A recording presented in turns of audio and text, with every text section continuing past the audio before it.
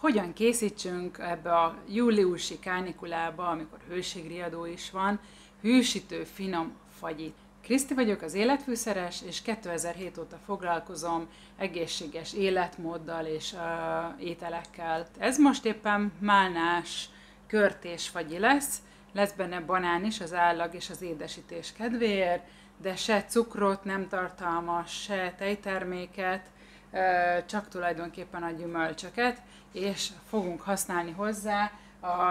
Most a Lidlből vásároltam, de ez sem egy szponzorált tartalom, tehát most lehetett kapni a Lidlbe ezt a kis fagyigépet, kipróbáltam, nagyon jól működik, tehát teljesen tökéletesen működik, de akinek nincsen, annak a botmixeres verzió is teljesen jó. Láthatjuk, hogy itt van a málna, ezt most fagyasztottuk le, akkor lesz benne egy kis banán az állag és az édesítés kedvéért, ott van a kis mini körte, isteni finom, nagyon kis monyóka, de picit már meg is van oxidálódva, mert reggel előkészültem a videóhoz. Fahéj, kókusztej és stevia, és itt van ez a kis gépecske, és ezt fogjuk használni, és itt van a barbatrükk, ami azt jelenti, hogy őt be kell rakni így 2 zacskóba, és így kell berakni legalább 24 órára a hűtőbe. Én ezt megtettem, azért kell ezt csinálni, hogy ne fagyjon ki a belseje. Úgyhogy most meg fogjuk turmixolni a kis gyümölcseinket, és akkor utána beindítjuk a gépet, de mindent mutatok folyamatosan. Tehát a következő lépés az, hogy ebbe a tehát nagy teljesítményű turmix gépbe, de akinek nincsen, az egy kicsit jobban hagyja felolvadni a gyümölcsöket, tehát ebben a nagy teljesítményű turmix gépbe belerakom az összetevőket, és össze fogom turmixolni. Lehet hagyni, aki szeretne egy kis nem rakjuk bele az összeset, az összes gyümölcsöt, hogy maradjon egy kis darabossága, rusztikussága, de meg is lehet az egészet turmixolni. Úgyhogy már is megyek turmixolni, és ennek a hangjától pedig, ennek a hangosságától megkímélek titeket.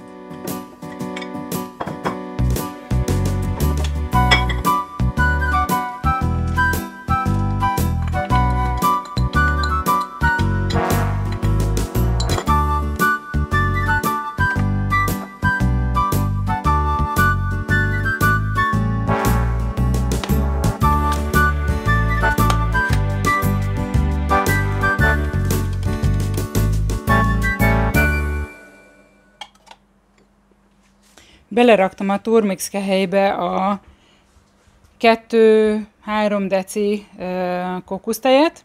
Ez a 60%-os kókusztej, én ezt a DM-be veszem, ebben nincsen csak víz meg kókusztej, tehát semmilyen adalékanyag nincsen benne.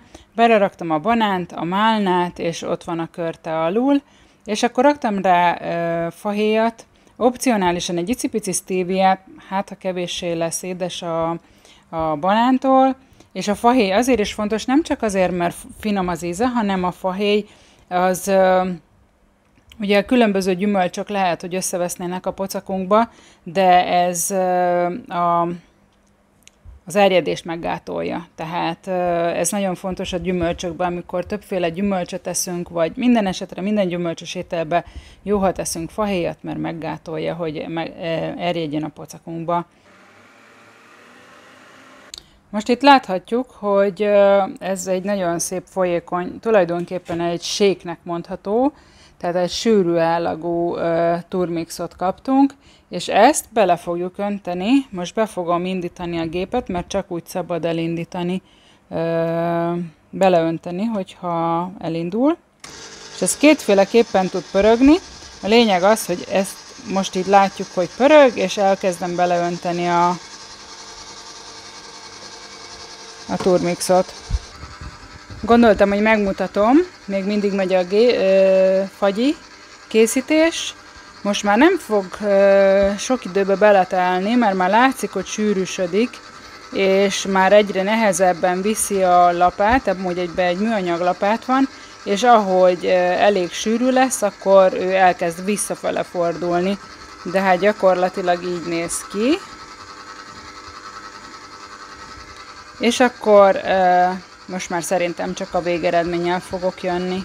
Míg a fagyi készül, gondoltam, még megemlítem nektek, hogy ugye úgy kell beönteni a folyadékot, hogy már megy a gép, és egészen addig, ameddig nem kezd el így kattogni és visszafele forogni a lapát, addig nem szabad se leállítani, se semmit, csak ugye hozzáönteni azokat a hozzávalókat, amiket szeretnénk, hogy benne legyen.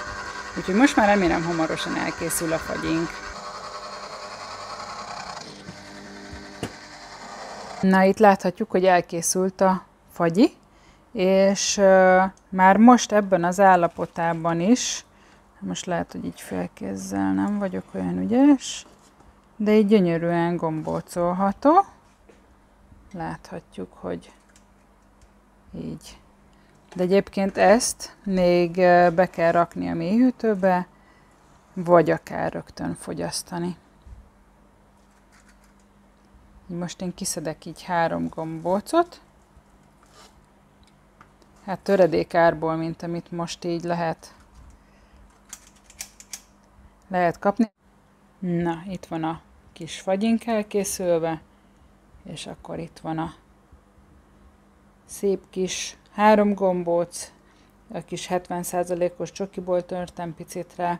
Ezt lehet apróbra is, de a lényeg az, hogy isteni finom, megkóstoltam, és ezt még be lehet rakni.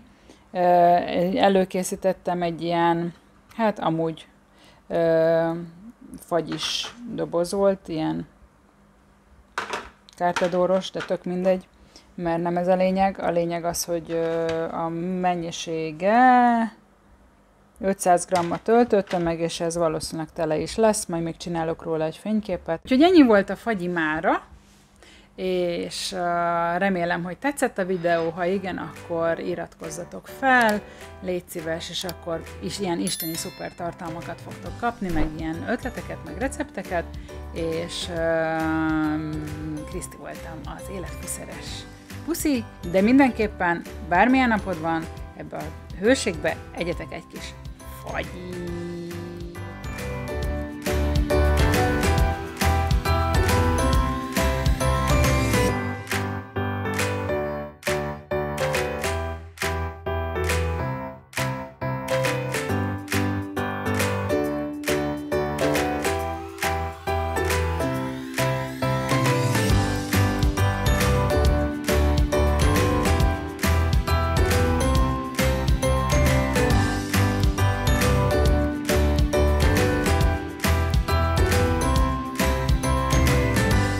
Na, ennyi lett. Majdnem tele lett.